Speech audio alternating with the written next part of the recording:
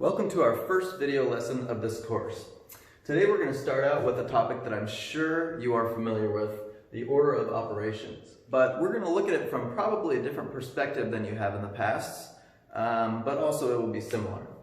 So let me introduce you to how our video lessons are going to work. Every day I will share with you a mindset message for the lesson. We will talk about our learning goals and then what prior knowledge or past topics that you should brush up on or know before starting this lesson. And I think it's important to start with our mindset message first, because having the right state of mind matters more than anything else to see if you're really going to learn or not, right? You probably know that. If you're in the right frame of mind, then you're really ready to learn. And so I like to share with you a message every day. Today's is probably the most important one because I think a lot of people maybe don't believe this. And that is that everyone was made to do math. I thought about saying everyone can do math, but I said everyone was made to do math because I believe we were all created, and we were all created with minds that can think creatively and logically. And that's kind of how math works. Math goes from creative to logical because you have to ask the right questions and be creative about what you start with. And from those pieces, you build that logical framework and see what happens.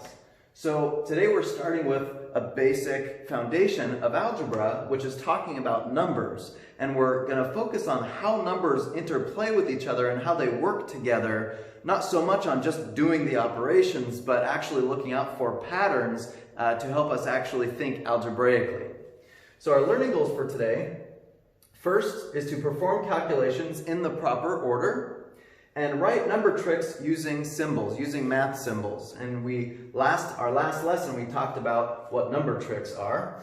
And prior knowledge you should have is pretty basic. You should have knowledge of how to perform the 4 basic operations on various numbers. We're going to focus mostly on easy numbers and whole numbers today. But adding, subtracting, multiplying, and dividing. And you should also brush up on just what exponents are. Maybe you don't have to remember all the rules. We'll go over that later this year. But specifically, like, what do they mean? Okay? So let's go ahead and dive into our first topic. Okay, to begin here, we're going to start, just like I mentioned before, from the basics. And this whole year, we're going to build from the ground up and put things together. Okay? So a word that we need to be familiar with is evaluate. Now, built into this word is nice, value, right? So to evaluate, you're probably familiar with that word in other contexts. Why don't you go ahead and think about for yourself, where do you use this word otherwise, like outside of math? Go ahead and stop and think about that for a moment.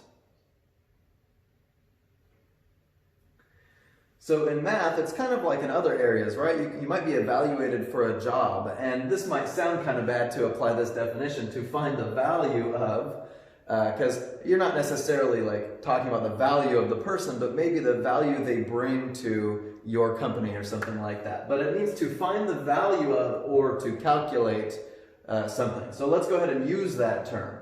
So number 1 here, we're going to evaluate 3 plus 3 plus 3 plus 3 plus 3 plus 8. And now we're at another point that you're going to see how our videos will work in this course.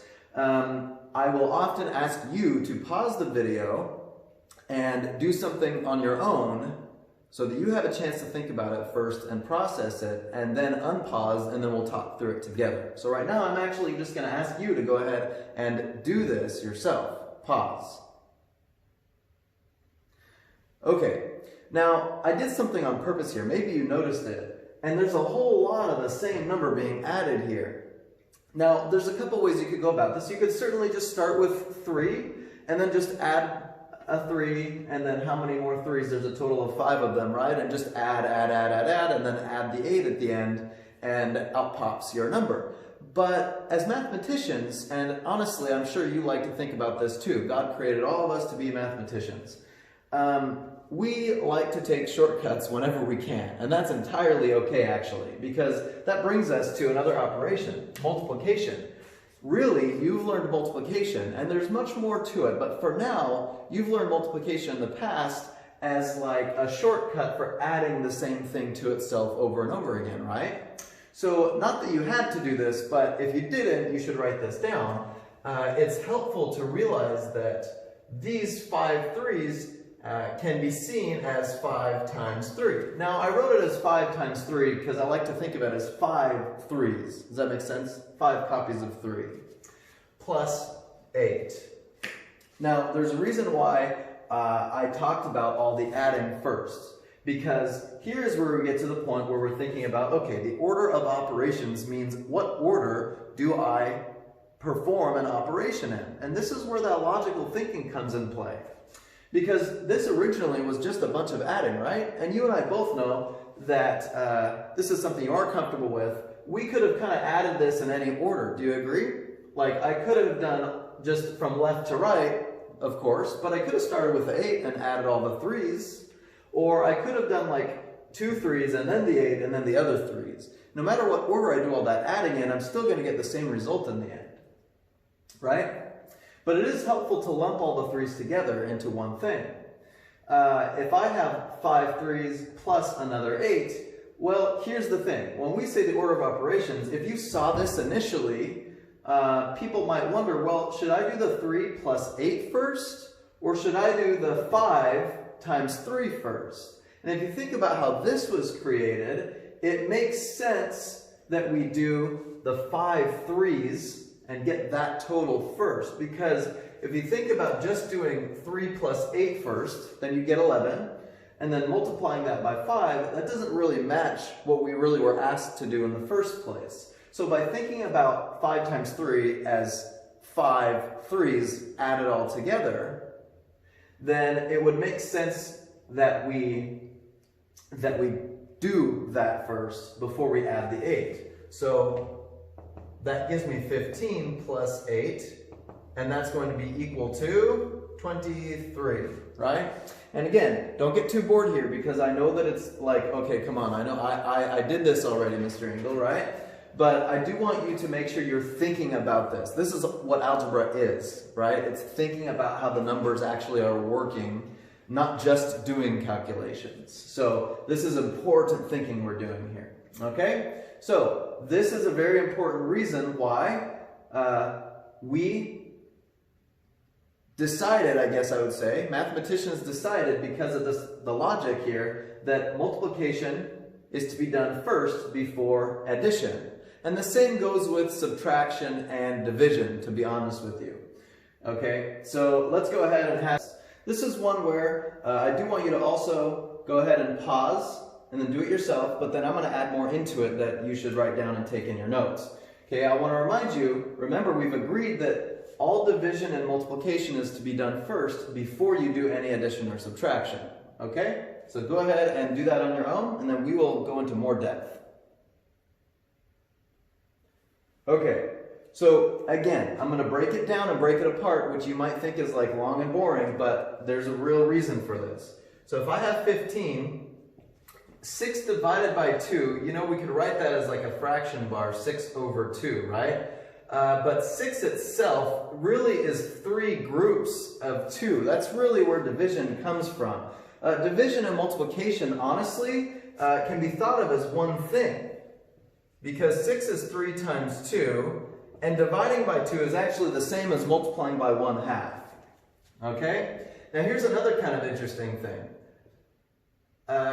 You've learned this before too, but it's important to remember that subtracting actually just means adding the opposite of something. So really what we're saying is that this is adding the opposite of 8 3s, or you could say 3 8s, but I'll just say 8 times 3. I won't write that all out for you.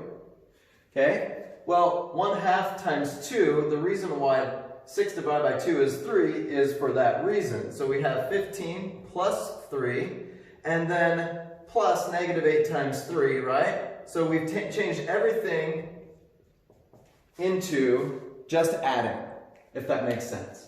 And that's kind of what we did up here, but we actually kind of went opposite and condensed it, right? But I want you to show I want you to realize both directions of this and how it works. So this becomes 18 plus negative 24. You probably still realize that's just the same as subtracting. Minus 24, and that's going to be equal to negative 6. Okay? So there is the basics of evaluating. Now, most of this course, we're going to introduce, unknown values or some spots in a calculation that could have many numbers that plug into it. And you're probably familiar with the idea of a variable. Most of the time when we evaluate things, we're going to be using variables, but we're just kind of remembering some of these, our way around this stuff here. So we've spoken about the 4 basic operations here, essentially, right? But we are going to talk about the last thing here that I said to be familiar with, which is exponents. And you'll realize that this looks almost identical to number 1. However, instead of adding everything together, it's all just multiplied together. Now, of course, like we could expand this into all adding, kind of like we did, but actually we're going to focus a little bit more on just the operation of multiplication itself right now.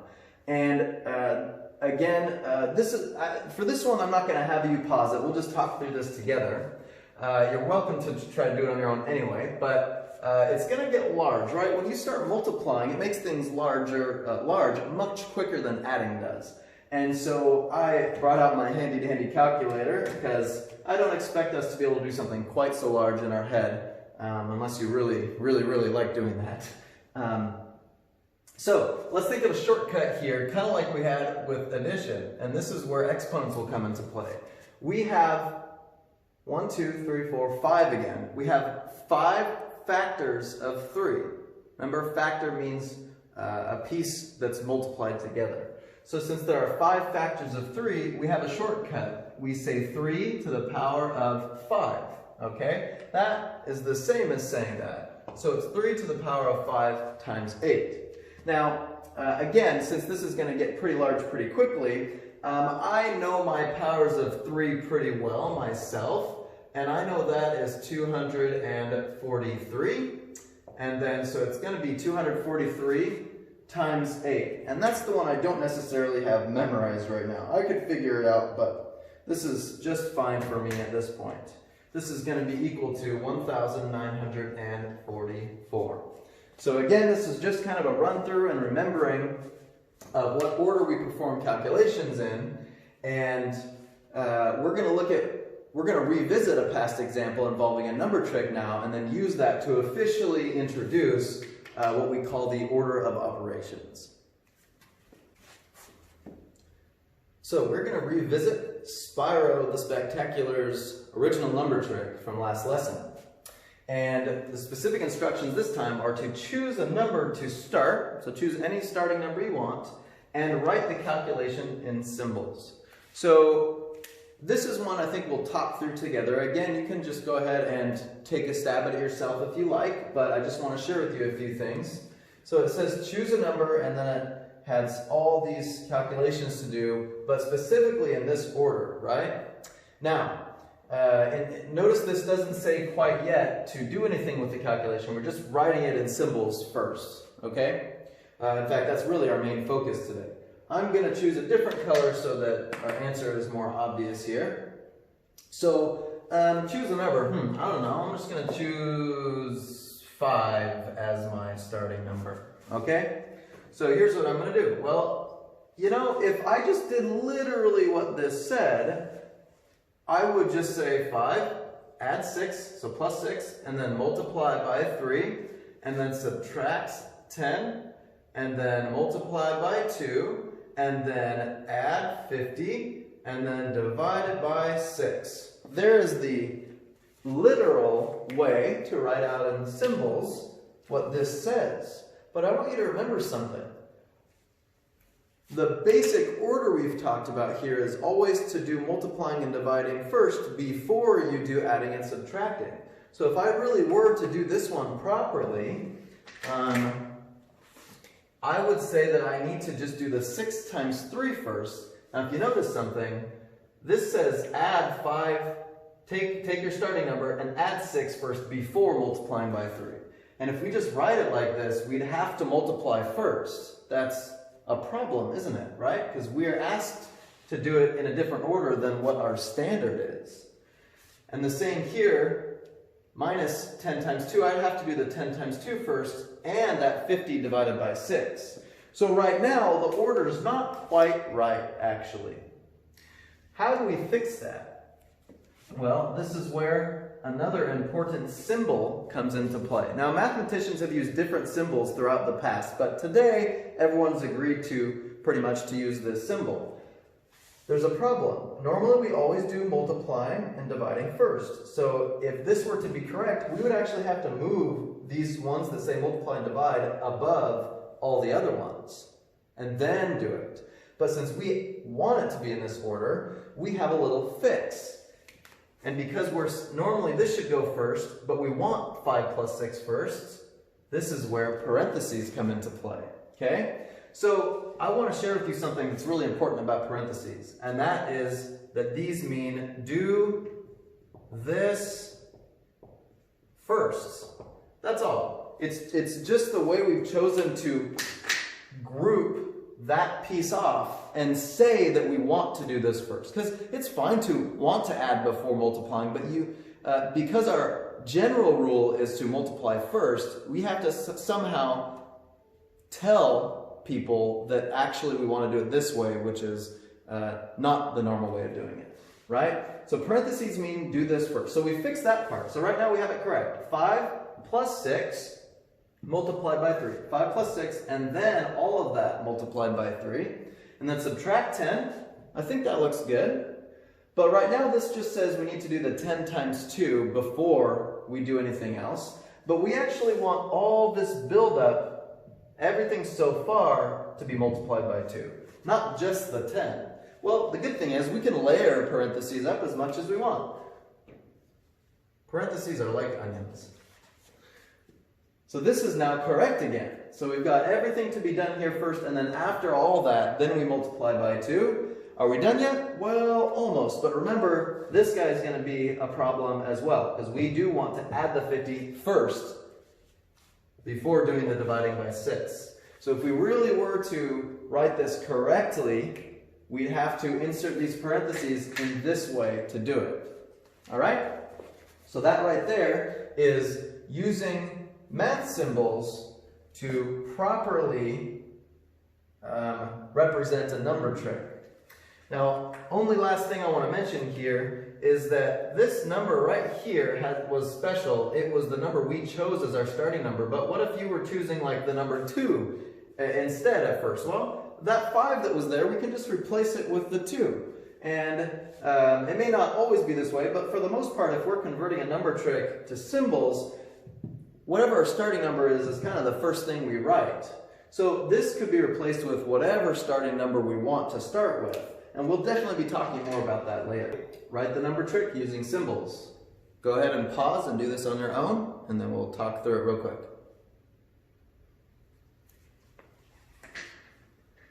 Okay, so when it says choose a number, remember we can choose any number, so it doesn't matter what you chose. 2 or 8 or 1,000,000 or negative 3,256 or pi or the square root of 2 or whatever you wanted. Because we can start with anything, I'm going to do something slightly different here. I'm just going to put like a little open box to represent the choose a number part. Okay, so that's just what I'm going to use. But for the rest of this, you can go ahead and check that you got it down. So take your starting number and subtract 2, and then it says divide by 3. So because I could just write divide by 3, but I need to do the subtracting first. So I'm going to have to use parentheses to say do this first. Okay, so we're going to talk about parentheses and other grouping symbols mean do this first. Okay, now when I say other grouping symbols, you could very well use other kind of brackets. You could use square brackets. That's not wrong. There's nothing wrong with that. Or even, here's a type of grouping symbol that you may not have thought about before, but with division, we often use that fraction bar to represent dividing as well. And you'll notice I didn't put parentheses around this starting number minus 2, because the fraction bar in this case is also acting like a grouping symbol. Okay? So I'm going to assume that I'm going to do the subtraction first before I do any dividing if I see this. And so we've got this correct order for the first 3 steps. Choose a number, subtract 2 first, and then divide by 3. I'll leave it like that. And it says square the result. Now, you may have wondered what this is, or maybe you forgot, but remember to square something means an exponent of 2, right? It also means to multiply it by itself. the easiest way for this guy right here is to put parentheses around the whole entire thing and then say squared. Okay, so that means you're going to multiply it by itself after you do all these calculations inside first. And then afterwards add 5. Well, that's the very last thing I want to do, so I'm saving it for last after those parentheses. And this is going to bring us to the most important, I guess, vocabulary or summary of this lesson, which is officially we're going to state the proper order to do operations in. We're going to officially state the order of operations, okay? The order in which we're going to evaluate a calculation with multiple steps, right? If there's just one step, let's just do that operation, right? First, grouping symbols, because they mean do this first, even if it's out of the other order, because the main order is multiplying and dividing first before adding and subtracting, right? But after grouping symbols, we evaluate exponents next. Often you'll see a grouping symbol with the exponent on it to kind of indicate that, okay? Those are to be done and evaluated after you've done everything within grouping symbols. And then we do all of our multiplying and dividing. And then afterwards we should be left with only adding and subtracting, and then we just go ahead and do that in that order. Now we've lumped these two together because we've talked about how dividing is really the same as multiplying. For example, if I divide by 2, that's actually identical to multiplying by 1/2. And same with subtracting is really the same as adding, it's just adding the opposite of a number. So if I want to subtract 4, that's the same as adding -4. So really subtraction and adding are the same, and so are multiplying and dividing.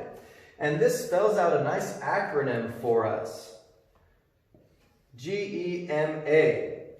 GEMA, or GEMA, or however you want to pronounce it. That will help it stick in your head, the proper order to do our calculations. And don't forget that. I know that it's something that you probably are pretty familiar with, but I still find that a lot of students tend to forget this throughout this course when we're doing calculations fairly often.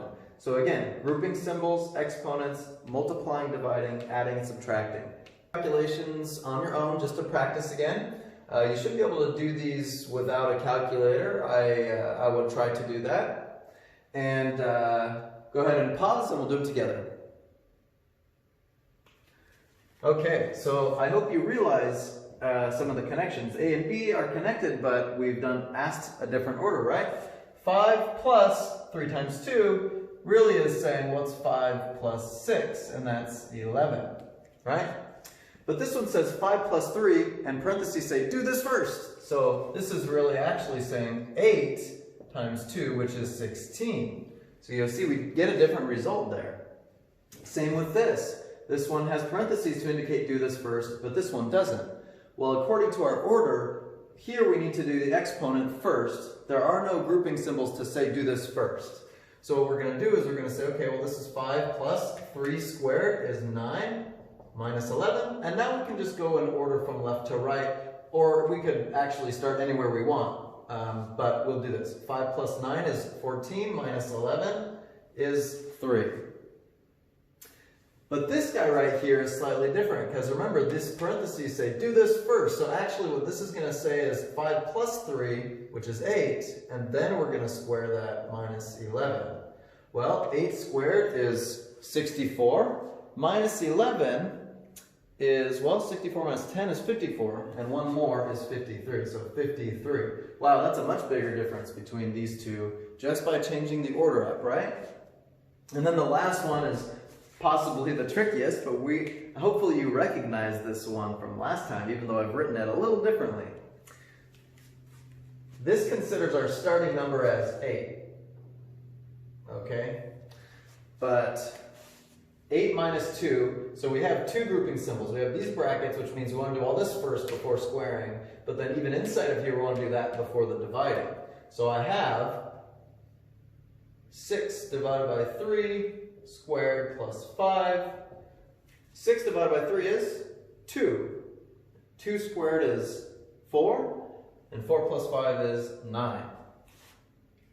This leads us to something here. So go ahead and check your work, make sure that you got those correct, or if you got it incorrect, just think about why, and you can fix that in your head. this is a really important tip here, problem solving tip, our first one for the course. Organize your work in a helpful way. Now we haven't really made a big problem out of this yet, and this is just simply for you to think about. You're not going to have homework problems or anything that are identical to number 7 here necessarily, but I do want you to think with me about this. So if 6e were a number trick, so that is the one we just did, it says make a table to show the steps for each calculation, and I should have said for various starting numbers. So I'm going to add that in. So what I mean is, if we actually have our starting number, when I say make a table, I mean to actually make a table here. And how many calculations do we have here? We had subtract 2, so let's go ahead and do minus 2, and then divided by 3 after that, and then I guess I'm just going to put in words here square, because I could write a little 2, and then after, at the very end, we want to add 5. I point this out because since we're going to be thinking about algebra, this whole course is about algebra. Remember we said patterns in numbers and how they work together is the most important thing in algebra. So I'm going to just kind of do this with you guys and get you thinking about this. I will have you do one thing on your own before we start into this. There is one of the calculations here that might result in some ugly numbers. And I want you to think for yourself real quick, which of the calculations, this, or this, is likely to give us some ugly numbers? Well, we can certainly just start with any random thing and see what happens. Let's say I choose 4. 4 minus 2 is 2. And then I'm going to take that, and it says divide it by 3, but ooh, 2 divided by 3 it doesn't divide evenly, and it's one of those repeating decimals that repeats forever. And then I need to square that, so I need to multiply by itself. Oh, that's going to be a little ugly. Of course, I could leave this as a fraction, because then if I square it, I actually just square the top and bottom, 4 over 9, and then, but even then, that plus 5, if I want to put that into one thing, is kind of ugly, right? So, no problem. This helps us organize, especially if we do have numbers that turn out to be a little ugly. A table really can help you organize that instead of trying to keep it all in your head. And later we'll also talk about using our calculator to do long strings of those as well, because obviously that can be helpful. But I want to point out an idea here for problem solving, and that is, can I choose some helpful numbers that are easy to calculate in this number trick? Well, can you think of a number that's easy to divide by 3? I can think of a few. I'm going to show you what I'm thinking about. I'm thinking if I start with 2, when I subtract 2, it's going to give me 0. And 0 divided by 3 is still 0. See what I did there? I thought ahead of time, oh, if I make this guy equal 0, then when I divide it, it's going to be nice. What's another number that I could make that's easily divisible by 3 and put next maybe? What about 3 itself? What's another number after 3 that's easily divisible by 3? What about 6? And what about 9? Does that make sense to you guys? Aha, that's going to make the rest of this turn out easy to calculate. That doesn't mean we can't choose any starting number we want. We already worked on choosing number 4, for example, but this identifies a lot of really cool patterns. So this is, when I divide by 3, is going to give me 1. 6 divided by 3 is 2. 9 divided by 3 is 3. And we can already notice patterns happening here. 0, 3, 6, 9. Once I divide them by 3, it gives me 0, 1, 2, 3. And if I square these, 0 squared is 0, and then 1, and then 4, and then 9. And then if my last operation is plus 5, each of these I can just add 5 to. So 5, 6, 9, and 14. So this is just a cool thing. Now we're not done yet, because actually it's weird that we skipped the starting numbers, huh? Because we thought about what if we wanted to make this part be 3, 6, 9. Well, let's just step back then. What did I subtract 2 from to get 3, right? So what minus 2 would get me 3? Oh, that's 5. What about 6? Oh, that's going to be 8. What about 9? That's going to be 11. So you see how we can just think about how all this works, and we can make things look nice, and we can identify lots of patterns. Because if you notice 2, 5, 8, 11, those are all going up by 3. So that when I subtract them, they become multiples of 3, because then we can divide them really nicely. And then all the patterns we see and how it all plays off each other is really helpful. So there's our lesson for today on order of operations, and I'll see you in the next lesson.